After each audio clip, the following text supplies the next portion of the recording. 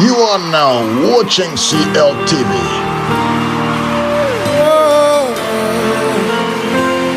Please like, share, and subscribe.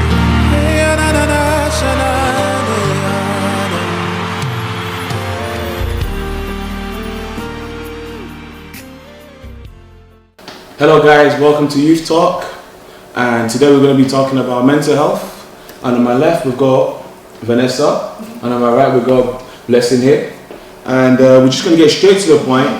We're going to be talking about mental health. And so just to start, what's the definition of mental health for you?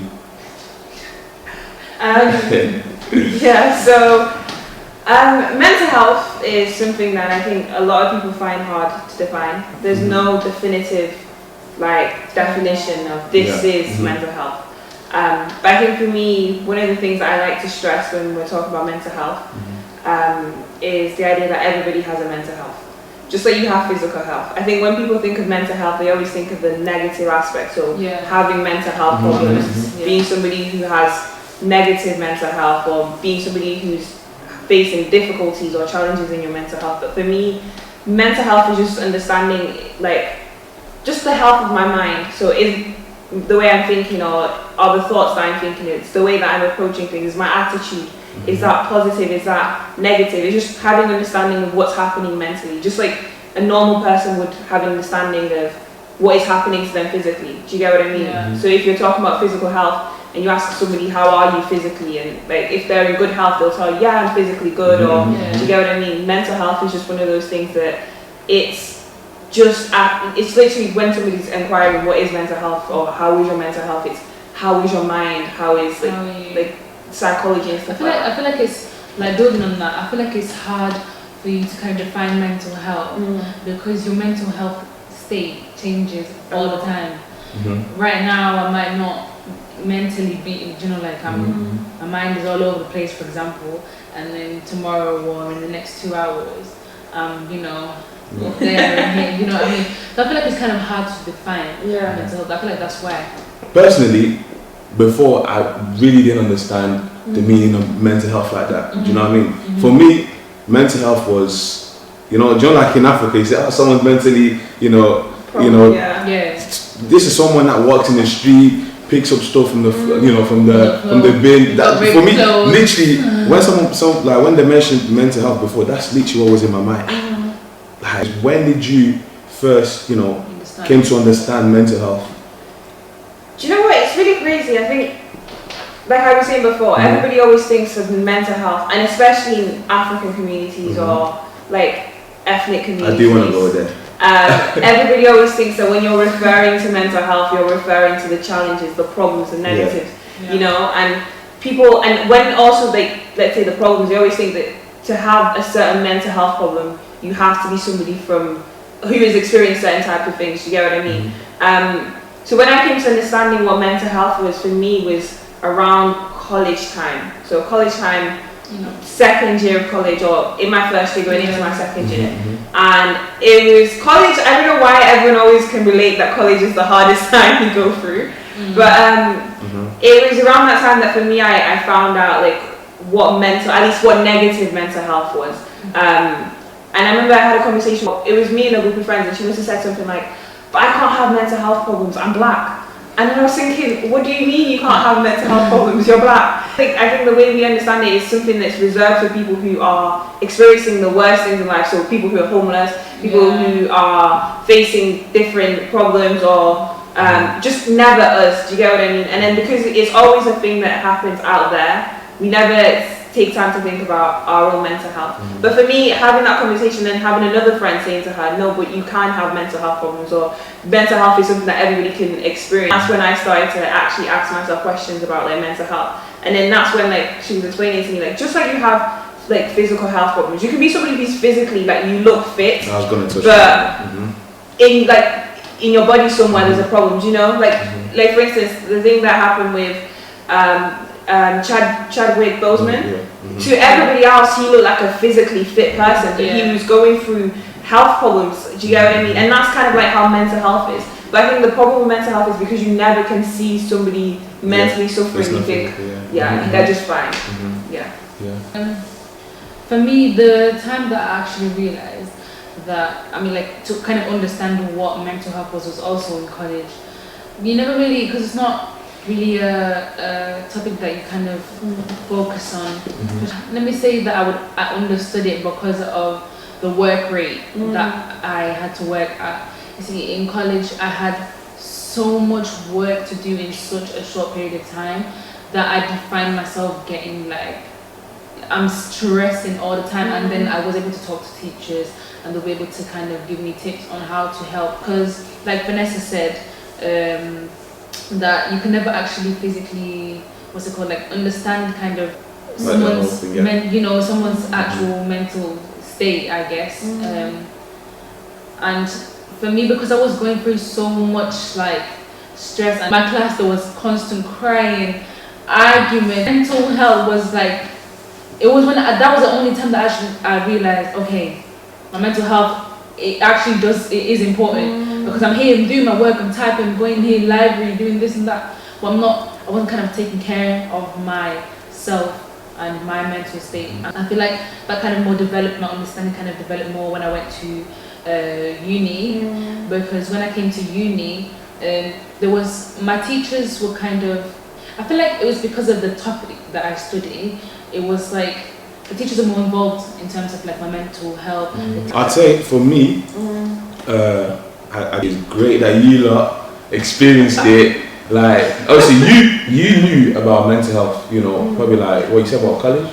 Yeah, I knew of it, but then I ignored it in high school, I ignored it in college, and then when it came to like after football, that's when like people because I started seeing people, young footballers killing themselves and stuff. Through mental health, their mental health issue, through stress. I never really classed stress as a mental health. I wasn't really thinking what is mental health in that aspect. But then now, I probably say like probably 2 years ago, that I really like sat down and actually started listening to people, because I used to run away from it. When we talk about mental health, I'm not interested. I don't, not for me. Do you know what I mean? Yeah.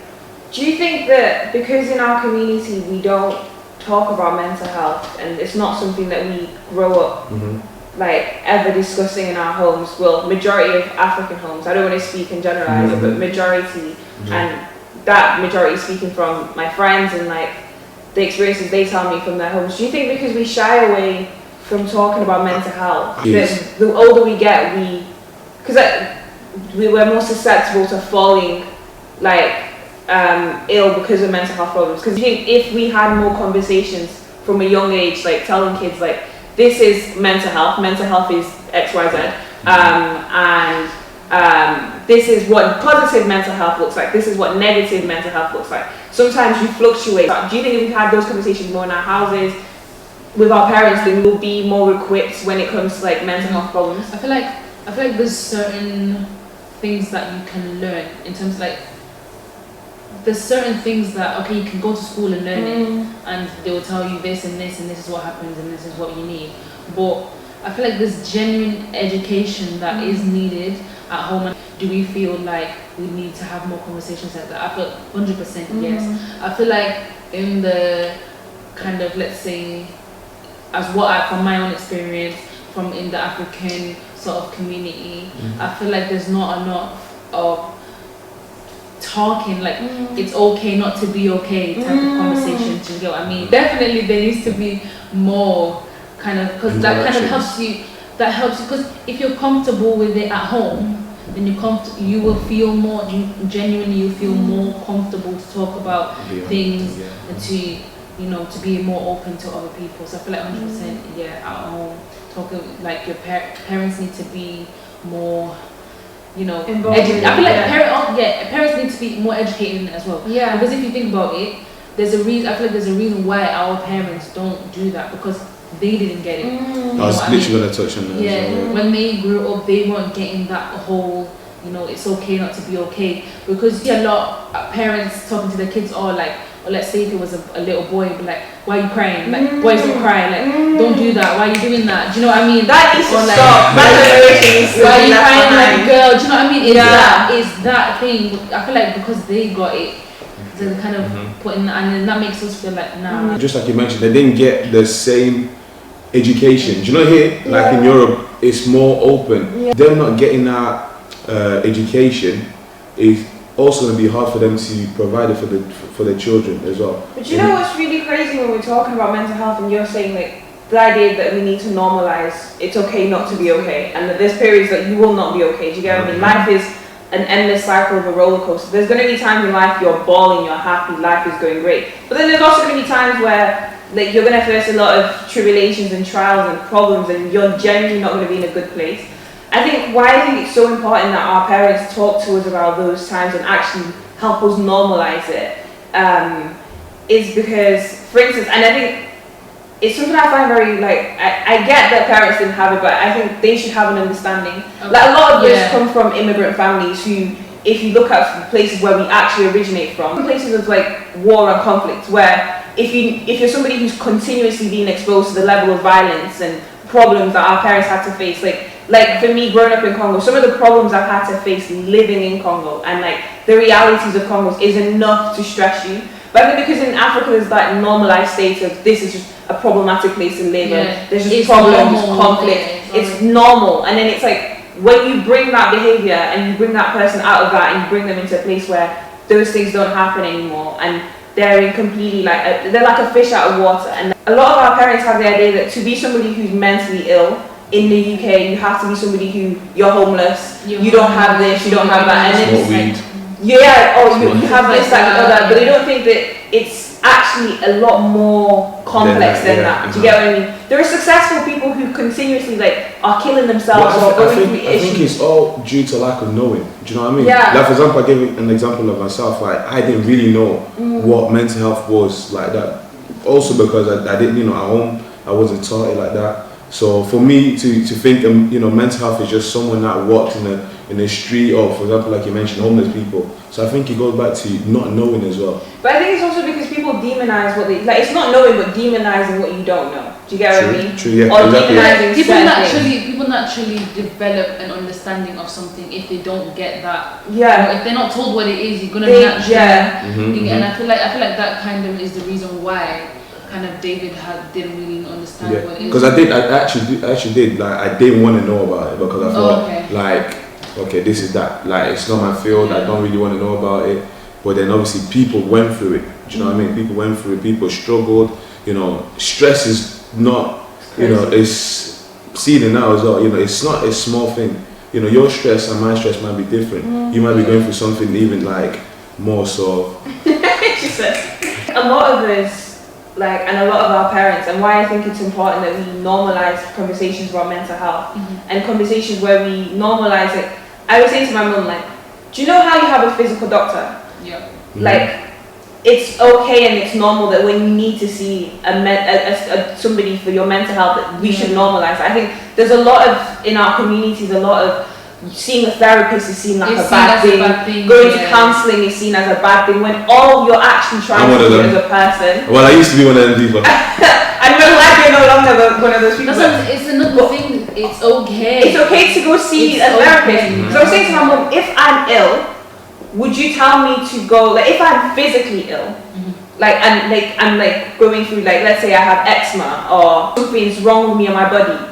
Would you tell me to go and see a dentist, or would you tell me to go and see a doctor who's specialised in wherever it is that I'm hurting? Do you get what I mean? A lot of our parents have this idea that you can't see, it's wrong, don't do that. No, when you're going through things, you can't tell people. This I think we have this very, and I can't blame them because I think it's part of the culture that they were brought up in, and that's all they know. But they have this demonized perception of, don't go and speak to somebody about it. Keep it to yourself. What's happening is between you and God, And sometimes it's going to see somebody else and people like therapists, they are trained people who have degrees. They have studied, they're professionals in the field that they're in. Do you get what I mean? It's one of them things where it's they see certain things as it's minimized, yeah.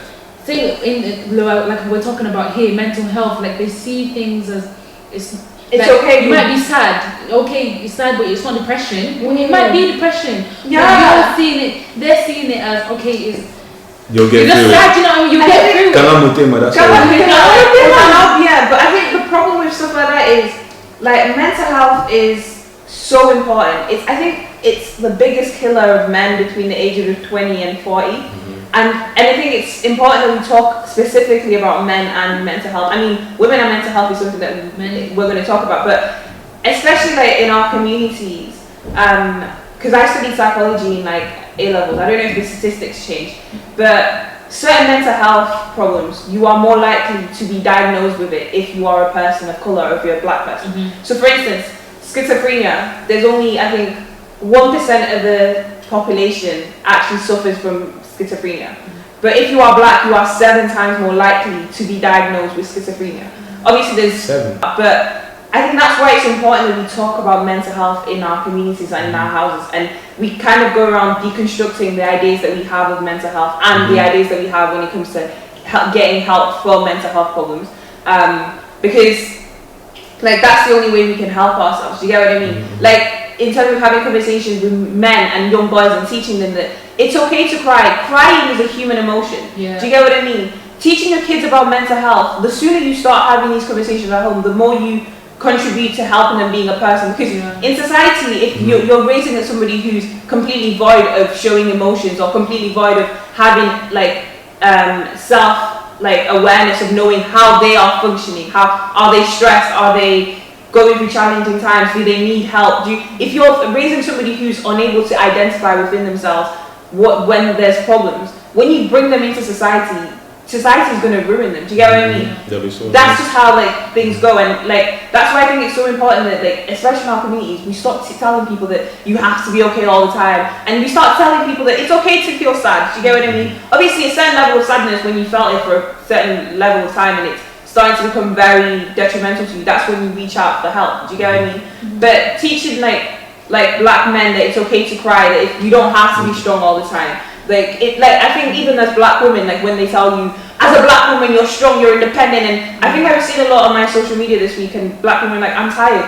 Like, do you know how hard it is to be strong all the time? We've gone through a pandemic, we've gone through seeing Black Lives Matter and everything that's come through it. Like, as a person, I'm exhausted and I'm supposed to be exhausted. Do you get what I mean? That's a lot. And then if you add to that the history that we as black people have, and all the traumas that we have, like, are we really surprised that we are facing like mental health problems? Do you get what I mean? So just I want to continue on that in terms of like men. I like the fact that you touched on men because I wanted to talk about it. So men. So I want to get a female perspective in it. I want to get a female perspective of. So why do you think men? It's harder for men to open up about the mental health, because I think they're told constantly. It's not. Because I've got my point of view. I know why. From my point of view. So what is you lot's perspective? Like for me, in my view, would be that because they're constantly told that crying, like, why are you crying? Like, suck it up. Do you know what I mean? I feel like they're constantly told that, and it's that kind of verbal kind of, and it's not even just the verbal. It's the genuine. So who's constantly telling them? How is it? Parents, home, or is it society? I feel like everyone. I feel like as a man, as a male, you're constantly expected. It's like I don't even need to say it. You're constantly. Let's say if there's a situation that happened, a tragic situation right now, I don't have to say, David, don't cry. But naturally, you're gonna expect me and Vanessa to cry. But David is not gonna cry. Do you know what I mean? It's that kind of natural expectation that people have. I think it's something that it starts off initially in the family. It starts off raising your kid, like, let's say a boy and a girl are playing, a little boy and a girl. The boy falls over, the girl falls over, the girl starts crying, you're looking at the boy, he's crying as well, you're like, why are you crying? You're a boy, stop crying. And it's it starts off, men don't cry. It starts off as those little things that you tell little kids, and then it builds up from that, and there's levels to it, and then like you get to a situation where I remember having a conversation with one of my guy friends, and he was saying to me about like he posted a meme, and it basically like the meme was at the start it was like a little boy and his mum telling him not to cry, and then the other side of the meme was him in a relationship and his girlfriend telling him you're not emotional, you don't communicate, you don't talk, and I'm like, because we teach men that they're supposed to grow up and be emotionless like machines, robots, and I think when then things start going wrong in men's lives, because obviously there's other things as well. I think we tell them not to have emotions, and then it's how we characterize being a man. So a man is meant to be a protector, he's meant to be a financial provider, he's meant to be the head, he's meant to always know.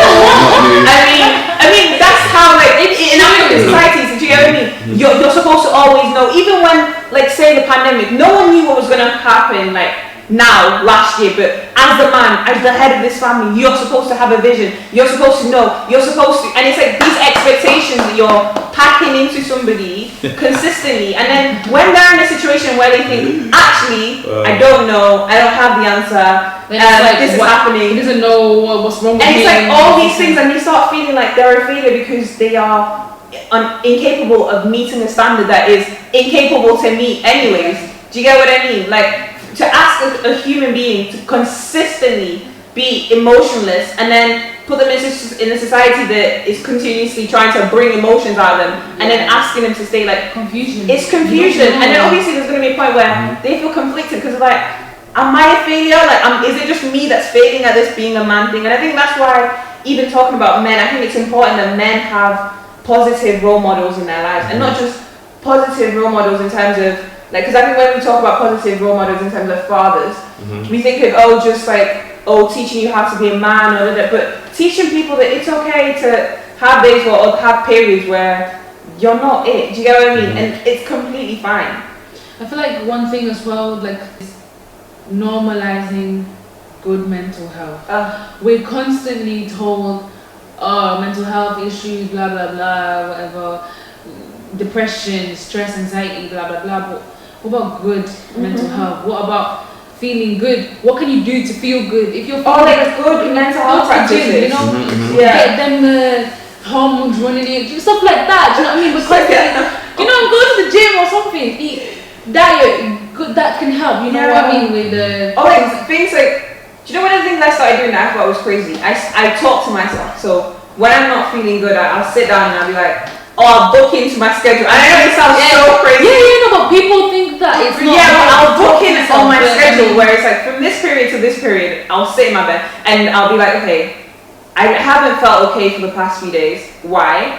And then I'll be like, okay, it might be this, and I'll give myself reasons. Okay, maybe it's because I have exams coming up and I'm stressed. Maybe it's because this is happening. Self-reflection. Maybe, self-reflection. And I'll reflect on where am I mentally? Am I okay with where I am? And if I'm not, what can I do? And anytime where I feel like, okay, I'm not okay, like I had to write an email this is me being very transparent. I had to write an email to my personal tutor this week and be like, I'm not okay mentally, and I'm not gonna lie, there's been a lot, and this virtual university thing has been a lot of stress, and I had to carry myself and consistently look like I'm in a place where I know what I'm doing, and it was like weighing in on my mental health, because I was thinking, I can't keep doing this, and I can't keep pretending that I'm fine. Like, a lot has happened this year, do you get what I mean? So I had to literally email him and be like, sorry, can I have a conversation with you, because it's about my well-being. Do you get what I mean? And I think just encouraging people to take, just the same way you'll take your physical health seriously, take your mental health seriously. Do you get what I mean? Well, thanks guys for watching. I don't know if you've got something else to add before we conclude. We just wanted to encourage you guys to continue these conversations at home. Mental health is something that's a serious topic, and it's serious that we address it in our homes before anywhere else. And we hope that you guys continue to have these conversations with your parents, with your family, in any space that you feel safe enough to have these conversations. And like we said, if you don't take anything from this conversation, take away the idea that mental health is an actual thing. Like, everybody has mental health. It's just the idea of how you define it and being able to identify when you are in a period where you need help, or you need to see somebody just to help you improve the state of your mental health. But make sure you tune in for more episodes, guys, and we'll see you next week. Do you have anything else to add before we go? It's okay not to be okay. It's okay not to be okay. Yeah. So thanks guys for watching. It's okay, not to be okay. And thanks for watching. Make sure you like, comment and subscribe. And we're out. You never change. You are faithful till the end. Faithful God, I worship you. I worship you.